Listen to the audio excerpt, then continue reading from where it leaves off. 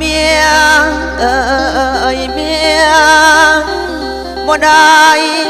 ตีบ่ได้ขาเป็นอย่างเมียมาไล่ป่าลาไก่อายกับลูกอ่อนโอ้ยเมียเครียดยังมองก่อนมานี่ไปเด้อมานี่ไปเด้อสังเคป่าปวงละมือสติลอยปล่อยเกิดย้อนเมียอุ่นมานี่ไก่น้องสั่งไปไล่ลาห่างตาโนลางอายละได้ยินเสียงบนห้องอยู่ในบ่อนโอ้ยเมียเอ้ยยามได้ยินลูกอ่อนทั้งอายแห่งคิดนำอ้อยน้อย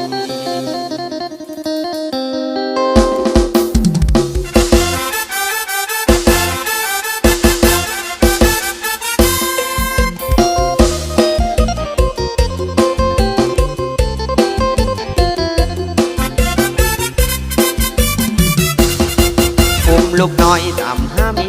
ยแพ้ลูกแดงเมียจากไปเจ้าบอก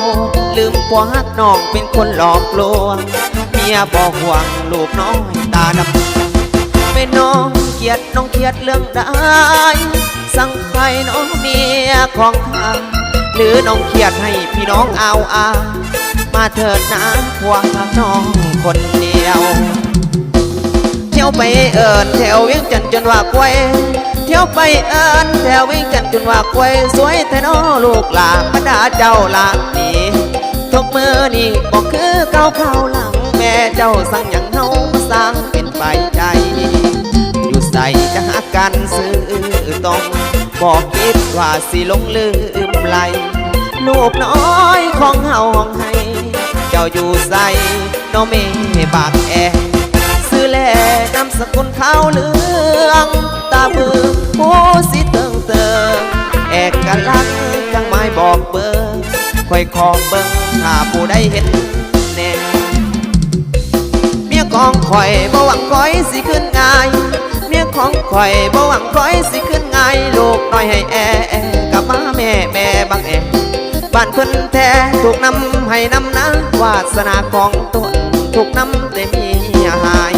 ไก่ขัน2 โมง 3 โมงอายสรุปลุกขึ้นภาวนายกมือขึ้นไปหาเทวดาสวยลูกแน่นะให้เมียกล้ากับเพิ่นคนยืนลูกห้องเหียบมาสร้างวันเลี้ยงลูกซอยอายเมียบ่อยู่ผัวนี้ถูกใจลายสงสารลูกชายผู้น้อยตาดำกำเมาเฮาเคยมีบ้างก่อนสัตว์นี่มันจังย้อนเที่ยวใส่อยู่บ่อเศร้าแรงแลเศร้าลูกเขาอ้ำกันนึงหากลับมาสามีแพ้ที่ผัวยังคอยน้อง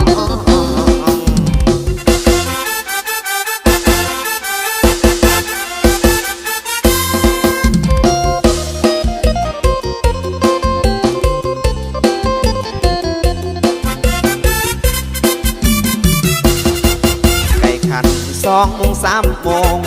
อายสะดุ้งลุกขึ้นภาวนา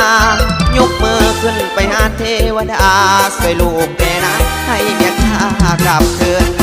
คนยืนลูกน้องอย่ามาสร้างมาเลี้ยงลูกซอยอายเมียบ่อยู่ผัว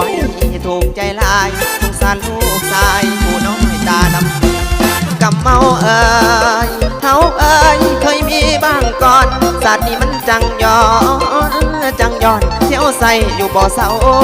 แรงแลเศร้าลูกเฮาอ้ำกันนึงหากลับมาสามเหยียบแพงที่ผัวยังคอย